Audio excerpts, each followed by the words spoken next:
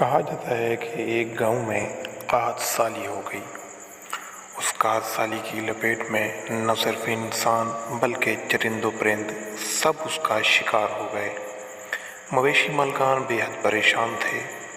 اس دوران ایک مسجد کے مولوی نے جمعے کے خطبے میں نہایت یقین کے ساتھ یہ بات بتائی: اللہ کا نام لے کر یعنی بسم اللہ پڑھ کر دریا کو حکم دیا جائے تو وہ بھی نافرمانی نہیں کرتا۔ خطبہ سننے والوں میں ایک چرواہا بھی موجود تھا۔ مولوی کی یہ بات اس کے دل میں اتر گئی اور اس بات پر اس کا یقین کامل ہو گیا۔ اس نے واپس آ کر اپنی بکریاں کھولیں اور سیدھا دریا پر چلا گیا۔ اونچی آواز سے بسم اللہ الرحمن الرحیم پڑھا اور دریا کو کہا وہ اپنی بکریاں چروانے کے لیے دوسرے پار جانا چاہتا ہے، اور اسے کہا کہ مجھے اپنے اوپر سے گزرنے دے۔ یہ کہہ کر اس نے اپنی بکریوں کو لیا اور دریا پر چلتا ہوا دریا پار کر گیا۔ دریا کے دوسرے طرف کا علاقہ گھاس سے بھرا پڑا ہوا تھا۔ درختوں کے پتے بھی سلامت تھے کیونکہ کسی کو یہاں تک آنے کی رسائی نہیں تھی۔ اس نے خوب اچھی طرح اپنی بکریوں کو سیر کروایا اور واپس لوٹ آیا۔ پھر یہ اس کا معمول بن گیا کہ وہ بکریاں پار چھوڑ کر واپس آ جاتا اور شام کو جا کر بکریاں واپس لے آتا۔ اس کی بکریوں کا وزن دگنا چگنا ہو گیا۔ لوگ چونک گئے اور اس سے پوچھا کہ وہ اپنی بکریوں کو کیا کھلاتا ہے۔ وہ سیدھا سادہ اور صاف دل نوجوان تھا۔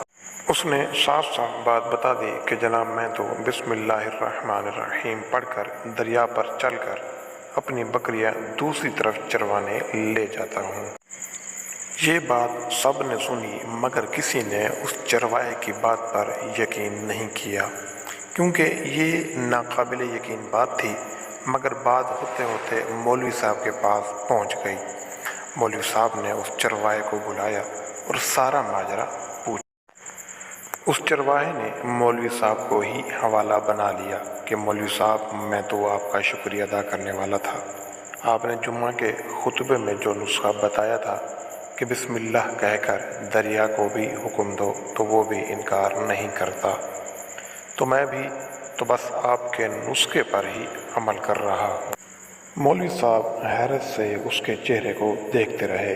مولوی صاحب نے کہا: بھائی صاحب، ایسی باتیں تو ہم ہر جمعہ میں کرتے ہیں، فقط ان کا مقصد لوگوں کا ایمان بنانا ہوتا ہے، مگر بکریوں والا ڈٹا رہا کہ میں تو بس بسم اللہ کہہ کر پانی پر چلتا ہوں اور بکریوں سمیت پانی پر چلا جاتا ہوں۔ آخر کار مولوی صاحب نے صبح خود یہ تجربہ کرنے کی ٹھانی، جسے دیکھنے چرواہے سمیت پورا علاقہ بھی آ گیا۔ مجمع زیادہ تھا۔ مولوی صاحب نے ایک دو بار سوچا کہ انکار کر دوں کہ کہیں ڈوب نہ جاؤں، مگر وہ جو مولوی صاحب کو کندھے پر اٹھا کر لائے تھے اب بھی جوش و خروش سے اللہ اکبر کے نعرے لگا رہے تھے اور مولوی صاحب کے حق میں تعریفیں کر رہے تھے۔ آخر کار مولوی صاحب نے اپنے ڈر کو دور کرنے کے لیے ایک رسہ منگوایا۔ پہلے اسے ایک درخت کے ساتھ باندھا، پھر اپنی کمر کے ساتھ باندھا، پھر ڈرتے ڈرتے ڈھیلا ڈھالا بسم اللہ پڑھا اور دریا پر چلنا شروع ہو گئے۔ مگر پہلا پاؤں ہی رکھا تھا کہ پانی میں گر گئے۔ مولوی صاحب ڈبکیاں کھانے لگے اور پانی کے بہاؤ میں بہنا شروع ہو گئے۔ لوگوں نے کھینچ کھینچ کر باہر نکالا۔ مولوی صاحب کی اس حرکت نے چرواہے کو پریشان کر دیا کہ مولوی صاحب کی بسم اللہ کو یہ کیا ہو گیا، کیونکہ اس کا یہ روز کا معمول تھا۔ مگر پھر بھی اس کے اپنے یقین میں کوئی فرق نہ آیا۔ اس نے بسم اللہ کہہ کر بکریوں کو پانی کی طرف اشارہ کیا اور خود ان کے پیچھے چلتا ہوا پار چھوڑ کر واپس بھی آ گیا۔ لوگ اسے ولی اللہ سمجھ رہے تھے اور اس کے حق میں نعرے لگا رہے تھے، مگر وہ سب سے بے نیاز سیدھا سادہ انسان تھا۔ وہ مولوی صاحب کے پاس پہنچا اور کہا: مولوی صاحب، میں آپ کی بسم اللہ کی تعریف سے کافی پریشان تھا، مگر پانی پر چلتے ہوئے مجھے آپ کی بسم اللہ کی بیماری کا پتہ چل گیا۔ اس چرواہے نے درخت سے بندھی رسی کی طرف اشارہ کیا اور کہا: مولوی صاحب، یہ ہے آپ کی بسم اللہ کی بیماری۔